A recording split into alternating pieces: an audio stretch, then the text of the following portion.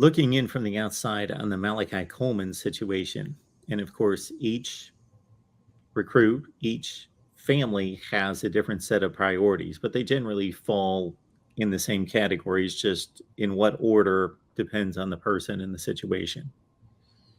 NFL development, winning, uh, relationships built with the coaching staff, location, and a few other things.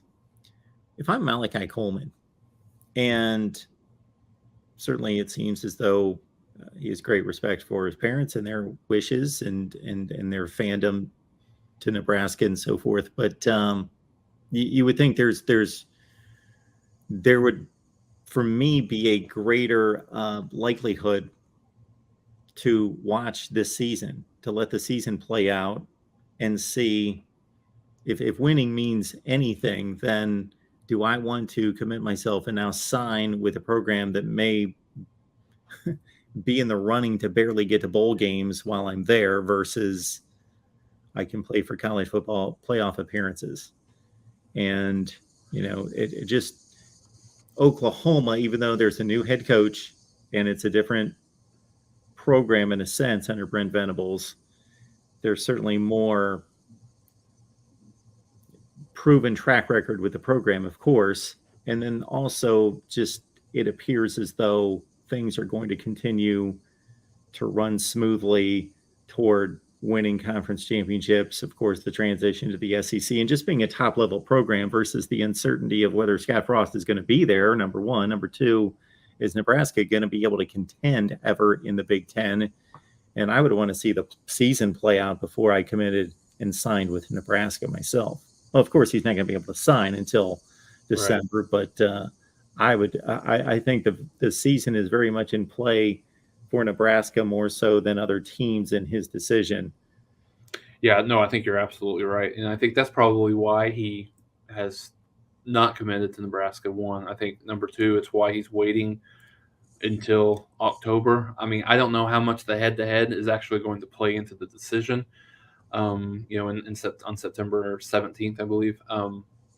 But yeah, no, I think there's a certain degree of uncertainty right there, right, for all the reasons that you mentioned, but and also for the what does that trajectory look like? And certainly wouldn't be surprised to see if he doesn't get the warm fuzzies that he's looking for from Nebraska, even if he pulls his decision back a little bit, just to see how that continues to kind of go through the month of December, or month of November at least. So, but no, I think you're absolutely right, Mark. I think that has the uncertainty of Nebraska and all of the momentum that Oklahoma, this program, has had since January. I think that plays into this decision as well. And so, yeah, no, I think that'll be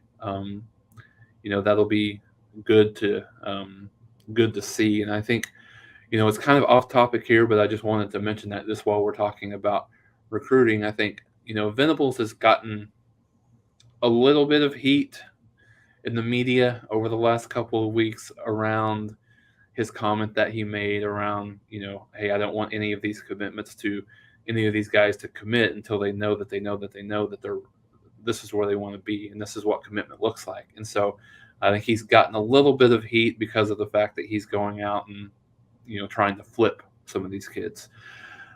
And so I think and when you look at it, if these other kids are willing to visit Oklahoma, willing to talk Oklahoma, they're not really committed anyways.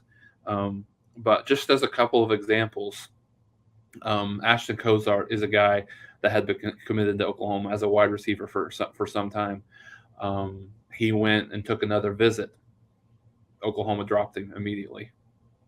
They rescinded the offer, and they said, okay, if that's what you want to do, then that's fine. But we're not. And then there's been a couple of other kids that have done the same thing. So, I mean, he's staying true to his word as far as that goes, and there's not a lot of teams that have that same mentality. So, like I said, it seems to be working, fairly well right now from a recruiting circle. But again, I think this season, just from a recruiting perspective, they've been able to gather all this momentum without playing a single game. So, how, particularly on the defensive side, how this defense plays is going to be a big big indicator at how high this recruiting can go, at least for the 2023 cycle.